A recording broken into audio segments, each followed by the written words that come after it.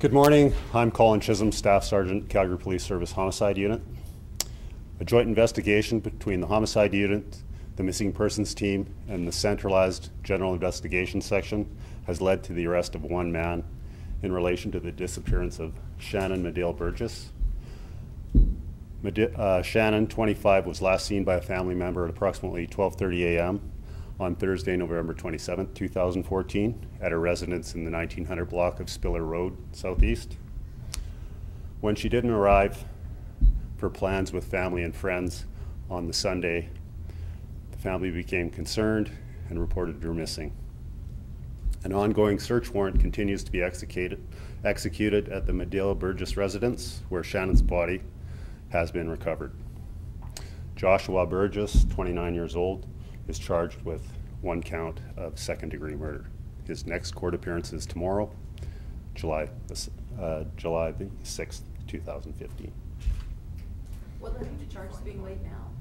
Pardon me? What led up to charges being laid now?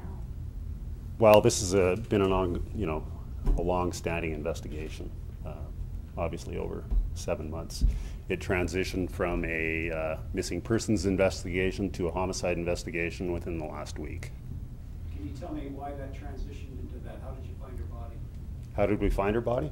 Well, obviously that's part of the investigation, part of the information that we gathered over the last week or so that led to the discovery of Shannon's body. How did you make the transition from missing person to murder? Well, like I say, we obviously obtained enough information to lead us from a missing persons investigation to a homicide investigation, and as a result of steps taken, we were able to recover her body and lay these charges.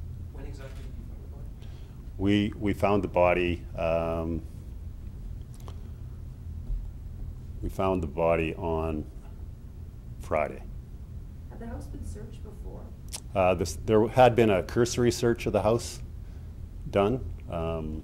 Obviously, that was a voluntary search that was obtained. Consent was obtained from the occupants. So just to clarify, body was found on Friday in the house that they shared? It was, I'm not going to exactly tell you where the body was found, but it was found within that property.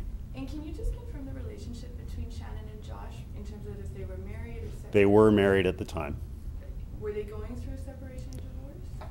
I can't get into those type of details, but they were married at the time and living together. Can you say if there was any kind of history of domestic?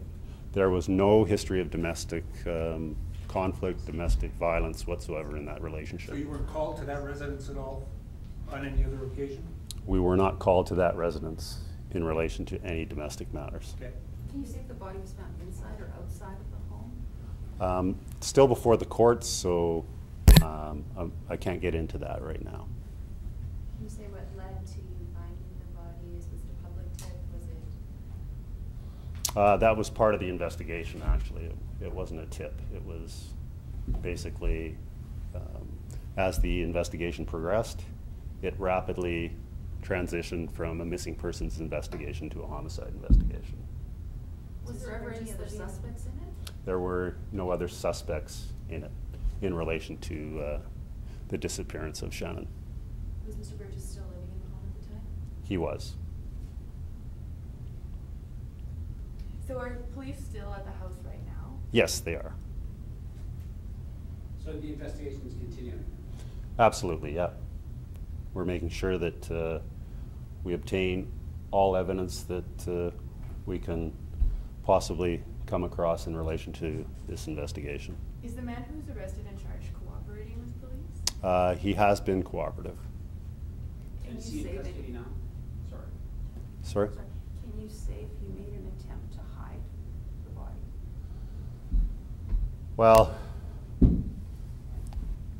that is part of the investigation. Obviously, a body located within a residence that's now 7 months old, there would have had to been some form of concealment, for sure.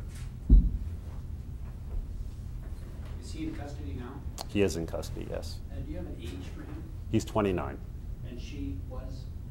She was 25. Thank you.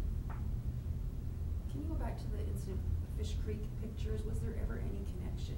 There was never any connection. That was really a red herring. That was a high school art project. There was absolutely no connection between the two. I guess can you speak about how her family's doing? When they spoke here in December, at that time police weren't suspecting foul. Right. Well, obviously, I believe they're going through a difficult time, and I think they're, you know, doing as well as can be expected in these circumstances. Was Joshua cooperating with the investigation throughout the past 7 months? Well, he was somewhat cooperative, but obviously we got to the point where we recovered the body and laid charges against him here yesterday. So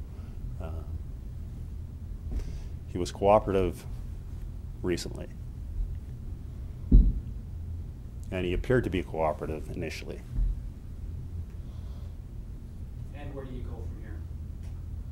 Well, we're going to tie the investigation up. There's still a number of things that have to be completed.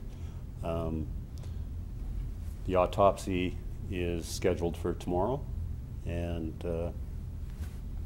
there are a number of different steps that have to be completed.